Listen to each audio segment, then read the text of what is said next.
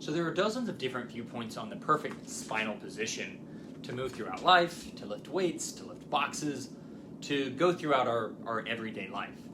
And in general, the recommendation is to try and maintain a nice neutral spine.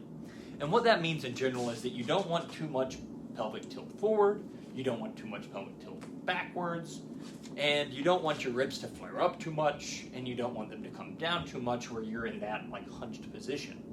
So if you get online, there are literally dozens and dozens of video arguing about mechanics and the nuances of a perfect neutral spine and whether it's important or not. Well, it is important in general, but oftentimes as chiropractors, as physical therapists, physiotherapists, we ourselves, we become so rigid, and all we talk about is like the perfect way to move and how you have to move this way. And what can happen is this can sometimes lead to more harm than good, especially when it's to someone that's in pain, who's already afraid that the wrong movement might lead to another night of laying on the floor trying not to move because they think they're going to move the wrong way and it might cause pain. So while moving and lifting with a neutral spine is important and can be beneficial, it's really not the end-all be-all. Our body it's extremely resilient, it's extremely strong, and putting ourselves in a biomechanically advantageous, position like we do when we try to maintain a neutral spine, it can be very beneficial. But what we have to be okay with is rounding our spine, with twisting our spine. Our body thrives off of that movement, and we build strength and increase our ability to do more when we move our joints through their full range of motion. And this movement through this full range of motion is actually good for us because it helps us improve the control of our spine, which is crucial for maintaining the health of the spine, and help decrease the risk of injury and the development of pain. So while maintaining that neutral spine can be very beneficial, especially when lifting weights or lifting that tray of perfectly cut sweet potato fries out of the oven, or even performing that RDL at the gym, we also want to be able to find and control movement of the spine and not just walk around all day with a rigid neutral spine, afraid to move because our last chiropractor told us that we were fragile and our discs were like jelly donuts.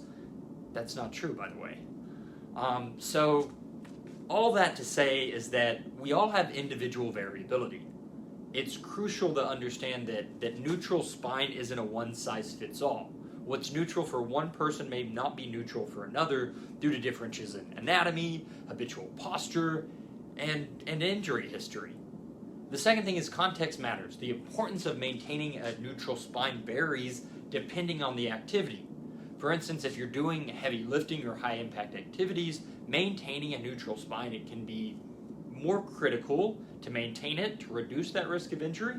But again, if you look at some of the most elite weightlifters in the world, they have some arch, they have some bend, but at the same time they've trained for years or even decades so that their body is prepared for that loaded pattern more than you or I are.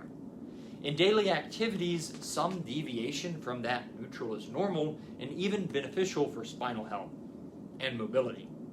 And then when it comes to working at your desk, whether you're sitting or standing for long periods of time, you can aim for a generally neutral posture, but remember not to be so rigid. You're not the Tin Man, and the body it's meant to move.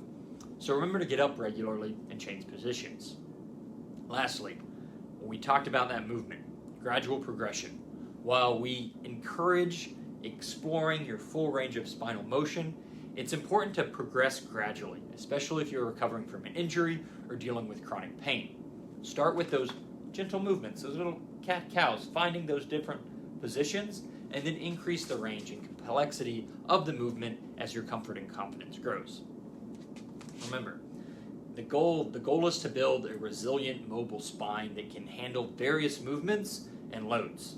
And this comes from a combination of maintaining good posture when it matters most, but also challenging your spine with diverse movements in a controlled and progressive manner. So keep moving. Don't be afraid to move out of a normal position. utilize a neutral spine when you're lifting heavy things, but don't overthink it, and don't be afraid to have a little bit of rounding or a little bit of abnormal, non-symmetrical movement.